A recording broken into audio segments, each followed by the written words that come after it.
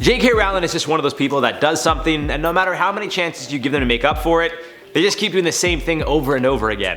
Actually, no, what she did was even worse. She's just digging herself a grave deeper and deeper with every tweet, blog post, comment, and now book she's releasing. That's why the hashtag #RipJKRowling was trending on Twitter, and if you saw my last video regarding her controversy, well, let's just say my stance has certainly changed, and there is no benefit of the doubt to be given here. I'm gonna tell you guys all about it right now in InformOverload. What's good, everyone? I'm your host, Jared Bronstein, and today, once again, we are talking about J.K. Rowling. As always, stick around to the end of this one for some comment replies, and be sure to click this playlist right up here for some similar videos. For now, let's get right into it. So just a quick reminder for you guys, a little while back, J.K. retweeted an article that read, I quote, "Creating a more equal post-COVID-19 world for people who menstruate." Rowling tweeted out, I quote, "I'm sure there used to be a word for those people. Someone help me out. Woman, wimpund, woman."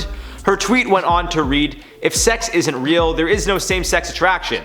If sex isn't real, the lived reality of women globally is erased. I know and love trans people, but erasing the concept of sex removes the ability of many to meaningfully discuss their lives. It isn't hate to speak the truth. The idea that women like me, who have been empathetic to trans people for decades, feeling kinship because they're vulnerable in the same way as women, i.e. to male violence, hate trans people because they think sex is real and has lived consequences, is nonsense." To no surprise, she faced a lot of backlash with former Harry Potter stars, the LGBTQ+ community, and people in general worldwide labeling her transphobic. She would double down on her stance with a blog post, claiming she supports and believes in trans rights, but also believes we need to encourage safe spaces for women as well. Now, I'm all for freedom of expression and beliefs so long as it does not harm others. We recently just did a video about a billboard which read "I love J.K. Rowling," in which I spoke on how I genuinely don't think J.K. Rowling is transphobic, and her comments appear to be taken out of context. Given the amount of time she's claimed to support trans rights and understands they face a lot of the same discrimination and vulnerabilities as others, I thought maybe people were painting her a villain when her intentions were never malicious. Now, I'm not going to stand here and say my mind has changed, and I think she is certainly transphobic. But given the controversy of what she said back in June or July,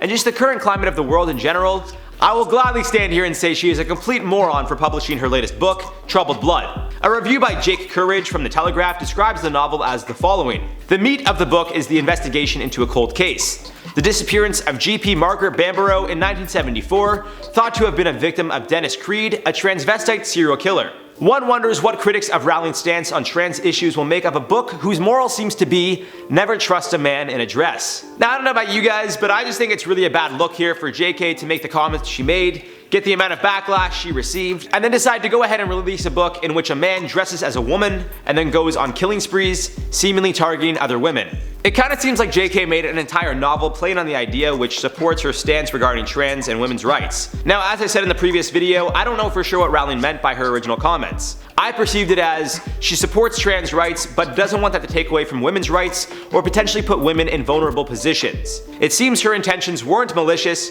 and I'm not going to stand here and say I've changed my mind and she's definitely transphobic, but I definitely think she's an idiot and certainly isn't helping her stance, nor does this clear up any confusion about her stance and beliefs. If anything, it just further pushes the narrative and label that people are saying she is transphobic. Now, I don't think Rowling wrote a 900-page book in spite of the controversy. Maybe while she was writing the book, she had some thoughts and decided to tweet those thoughts, which stemmed from penning the novel in the first place. I can't say for sure what the situation is. However, I can say that when you say or do something that hurts a community who already deals with unnecessary violence, harassment, and inequality on a regular basis, you should definitely hold yourself accountable and try to make things right. Even if JK doesn't agree with their beliefs or stance, at the very least, try to understand or help them understand why you said or believe what you do. Now, it seems she tried to do that with her blog post, in which she even admitted to being a victim of domestic violence, but that unfortunately led to more backlash. After that, I felt she should have tried to reason with those who were outraged or had a conversation. Instead, she stayed silent.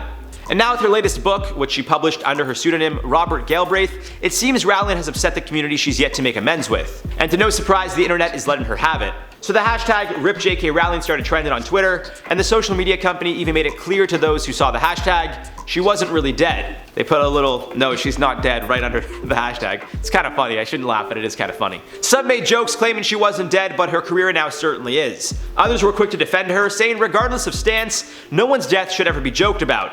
It's Twitter, you get it from both sides. Now as always guys, I'd love to hear your thoughts on this one in the comments down below. I think it's clear where I stand, and as always, I urge you guys just to educate each other and get those who disagree with you to genuinely think about your stance the way you should genuinely think about theirs. There's a lot people disagree on, but I think something we could all agree on is all humans are equal and should be treated accordingly. For now, let's reply to some comments from the video. J.K. Rowling controversy explained. MJ Gruffalo said the billboard just looked like the birds went crazy, LOL.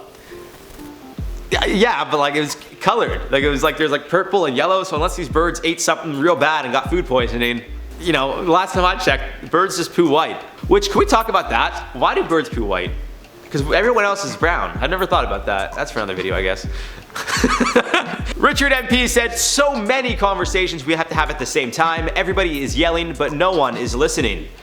And that's really the point I'm trying to make. That's really the, like with J.K. Rowling's stance, I saw a lot of comments here saying that a lot of trans people agreed with her stance, and apparently, you know, a lot of people, you know, don't hate her and agree with her stance and think what she's saying is correct. But I personally, I understand trying to clarify what she was trying to say in her blog post. I still didn't fully understand it. My perception of what she said was she wants to make sure that as much as we support trans rights, we also want to support women who could be placed in vulnerable situations or positions, I guess. Again, it was very, for me to decipher it, I didn't, you know, fully have a grasp of it or understanding, which is why I say how I perceived it, because I don't want to assume what she meant or said. Punkin said, what if the billboard actually said, I love Rowling, JK? It's funny, that's a good one. It's a good one, it's funny.